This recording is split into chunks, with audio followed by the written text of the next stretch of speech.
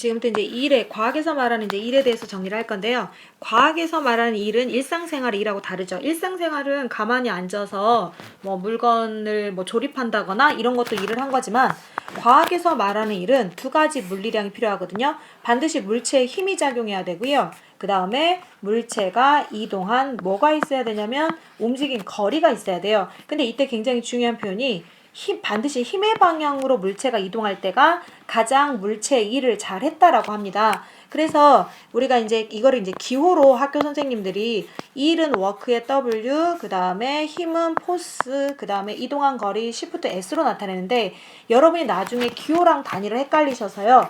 단위는 이렇게 정자체로 바르게 쓴 게 이게 단위가 되는 거죠. 그래서 이제 일의 양을 계산할 때는 나와 있죠. 제가 방금 설명했던 거, 힘 곱하기 힘의 방향으로 이동한 거리다. 그런데 물체가 지금 이렇게 지면을 따라서 오른쪽으로 이동하고 있잖아요. 그런데 가장 내가 준 힘만큼 일을 잘 하려면 반드시 이동한 방향과 힘의 방향이 이렇게 같아야 되는데, 만약에 선생님이 여기 물체에다가 이렇게 실을 묶어가지고 이렇게 당겼을 때는, 만약에 내가 100N이라는 힘을 줬다고 할지라도 이 물체는 내가 준 힘 100N보다 훨씬 작은 크기의 힘을 받게 돼 있어요. 그래서 여러분들이 항상 일은 어떻다? 반드시 힘의 방향으로 이동했을 때가 가장 일을 잘했다라고 볼 수 있습니다. 그런데 과학에서 말하는 이제 일의 단위는 보통 이제 뒤에서 설명할 건데, 일은 결국에는 이제 뭐하고 같냐면 에너지하고 단위가 같아요. 왜냐면 에너지라는 거는 일을 할 수 있는 능력이거든요. 결국에 일을 할 수 있는 능력이 에너지고, 이 물체에 일을 해주면 우리가 그 물체는 에너지가 생기는 거죠. 그래서 단위가 일과 에너지 단위가 똑같습니다. 가장 많이 쓰는 게 이제 줄을 쓰는데, 1줄이라는 거는 1N의 힘으로 1m 움직이는 게 1줄이고, 우리가 1줄과 또 같은 단위, 이건 이제 학교에서 안 알려주면 시험에는 안 나오는데요. 1W라고 해서 1Ul의 단위가 있거든요. 1Ul의 단위에다가 초를 곱하면 우리가 이것도 줄로 바뀔 수가 있고요. 그리고 이런 경우는 거의 이제 학교에서 하질 않는데, 1kg 미터 제곱 퍼 세크 제곱, 이것도 이제 1의 단위가 될 수 있습니다. 그런데 일단 여러분들은 꼭 알아두셔야 될 것이, 첫 번째 줄이 뉴턴 미터라는 거, 이게 이제 가장 중요하고요. 그 다음에 1줄보다 단위가 큰 단위가 있어요. 1kg 힘 미터. 이때 힘이라는 거는 중력 9.8이죠. 중력 가속도 9.8. 그래서 1kg 힘 미터는 몇 줄이다? 9.8줄이다. 근데 우리가 예전에 1kg 힘 미터가, 예전에는 제가 한번 적어볼게요. 1kg 힘 미터랑 1kg 중 미터를 쓰기도 했었습니다. 그래서 아마 이렇게 요런 중이라는 표현을 쓰시는 선생님도 계시다는 거. 다음으로 우리가 이제 힘 이동거리 그래프를 우리가 이용해서 일의 양을 구할 수가 있는데요. X축이 이동거리고, 이때 단위 꼭 확인하셔야 되고, 미터인지, 그 다음에 이제 세로치기, 뉴턴, 힘이 되는 거죠. 이때 힘 거리 그래프에서 굉장히 중요합니다. 요 이동거리는 지금 요 이동거리랑 힘이랑 이렇게 지금 나와 있잖아요. 그러면 이때 그래프 여기다 메모를 하나 하셔야 돼요. 반드시 그래프 아래 넓이, 밑넓이가 즉 물체에 해준 일의 양이 됩니다. 요 그래프를 이용해서 푸는 문제가 종종 나오는데 잘 보고 푸시고요.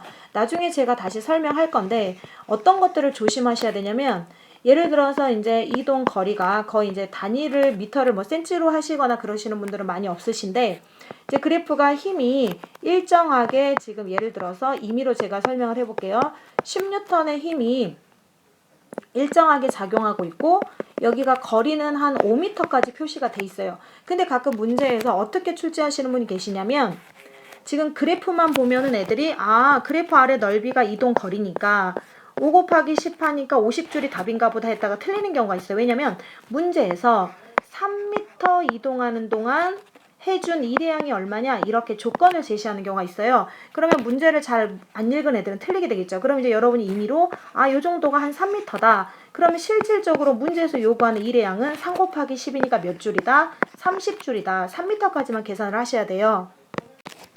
이제 일회양 계산, 이제 두 종류의 일회양 계산을 설명할 텐데요. 하나는 마찰력에 대해서 한 일이고, 하나는 중력에 대해서 한 일인데, 마찰력에 대해서 한 일은 보통 이제 문제가 시험에 나왔을 때 뭐 밀었다, 당겼다, 그러니까 밀당이죠. 밀었다, 당겼다, 뭐 이런 표현이 나오면 아, 이건 마찰력에 대해서 한 일이구나. 중력에 대해서 한 일은 들어 올렸다. 뭐 들어 올렸다라는 표현이 나오겠죠. 그러니까 이런 표현이 나오면 아, 중력에 대해서 한 일이다 생각하시면 되고요. 이때 이제 마찰력에 대해서 한 일과 중력에 대해서 한 일은 힘의 종류가 다르기 때문에 반드시 구분을 해주셔야 되는데, 여기 보시면 이제 그 수평면에서 지금 물체를 끌고 있거든요. 이때 일정한 속력으로 당기면 내가 끄는 힘이 마찰력이죠. 그래서 마찰력을, 즉 마찰력에 대한 일은 힘의 크기를 반드시 마찰력을 찾아주시고, 마찰력이라는 표현이 없으면 무엇을 찾아주시면 되냐면은 당긴 뭐 힘, 용수철 저울의 눈금을 읽었더니 뭐 몇 뉴턴이다 이런 식으로 나올 거예요. 결국엔 이게 마찰력이기 때문에 이 눈금 값을 이용해서 마찰력 곱하기 이동거리를 하면, 즉 뉴턴 곱하기 미터를 하면 우리가 일회양을 구할 수가 있겠고요. 그 다음에 이제 중력에 대해서 한 일은 물체를 들어 올리죠. 중력에 반드시 반대 방향으로 들어 올렸을 때, 이때 이제 연직 방향이라는 거는 지표면과 수직으로 들어 올리겠죠. 이때는 우리가 이제 마찰력에 대한 문제를 풀 때는 이때는 무게나 질량이 필요가 없어요. 마찰력이 중요한 거고, 중력에 대해서 한 일은 물체의 무게만큼 들어 올려야 되기 때문에 우리가 무게를 찾거나, 이제 보통 무게로 제시되지 않고 킬로그램, 반드시 킬로그램입니다. 그램이면 킬로그램으로 바꿔야 되는데, 질량이 제시되면은 거기다 이제 중력하수도 9.8을 곱해야 돼요. 그래서 우리가 일회양을 구해라 그러면은 중력에 대해서 한 일은 무게 곱하기 높이 하거나, 이때도 단위는 뉴턴 미터죠. 그 다음에 9.8 곱하기 질량, 이게 결국에는 무게이기 때문에 또 뉴턴 미터로 이렇게 일회양을 구할 수가 있는 거죠. 근데 가끔 일부 선생님께서 우리가 중력 가속도를, 즉 1kg 힘을 9.8 대신에 이제 계산하기가 복잡하니까 10으로 하자 이러는 경우가 있어요. 그러면 이때는 이제 9.8 대신에 요 10을 갖다가 여기다 집어 넣어서 9.8 대신에 넣어서 계산을 해주셔야 돼요. 그 다음에 이제 1에서 우리가 이제 1의 양이 0인 경우, 이제 과학에서 1과 일상생활의 1이 다르기 때문에 1의 양이 0인 경우를 이제 가끔 요게요. 이제 최근에 보통 이제 계산 문제로 잘 나오는 이제 서술형으로 1의 양이 0인 경우로 물을 수가 있어요. 1의 양이 0인 경우가 작용한 힘이 0인 경우, 그 다음에 힘이 아주 크게 작용했지만 이동거리가 0인 경우, 그 다음에 힘하고 물체가 움직인 방향이 뭐일 때? 수직일 때. 보통 이제 이런 경우를 이제 예를 들어서 설명을 해야 되는 경우가 있어요. 이제 첫 번째, 힘이 0인 경우는 마찰이 없는 면에서 물체가 등속 직선 운동할 때, 근데 이제 어떤 식으로 가끔 시험에 나오냐면 등속 직선 운동이라고 하지 않고 요거를 이제 풀어서 마찰이 없는 면에서 물체가 일정한 속력으로 움직였다고 나오거나, 또는 마찰이 없는 얼음판에서 이렇게 문장이 나올 거예요. 뭐 얼음판에서 물체가 움직였다. 그럼 이때는 힘의 양이 0이 되는 거고요. 그 다음에 벽을 밀었어요. 아무리 밀어도 벽이 움직이지 않겠죠. 그 다음에 물체를 들고 가만히 서 있었을 때, 가방을 메고 서 있었을 때, 즉 이동거리가 없기 때문에, 그 다음에 엄청 높은 63 빌딩을 밀었어요. 안 움직이겠죠? 그럼 이동거리가 0이고, 그 다음에 요 세 번째 경우가 좀 많이 중요한데요.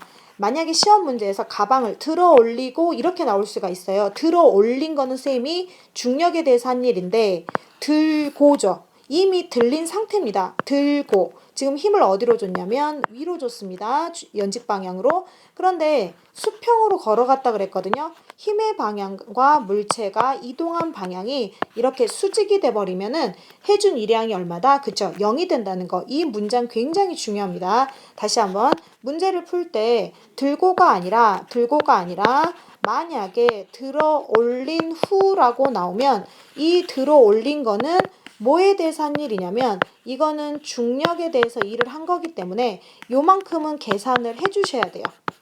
이제 나중에 문제를 많이 풀어보시면 이제 아시게 되실 거고요. 그 다음에 이제 인공위성 우주 둘레를 돌 때 우리가 등속 원운동 하는 거 있죠. 지불놀이라든가, 지불놀이는 이제 잘 모르실 수도 있겠네요. 그래서 물체가 등속 원운동 할 때는 우리가 이거 1학년 때 배웠어요. 중1 때 물체에 구심력이 작용하고 그 다음에 원의 접선 방향으로 물체가 이동할 거거든요. 운동 방향이. 그래서 수직이 돼요. 이런 경우가 뭐다? 일의 양이 0이다.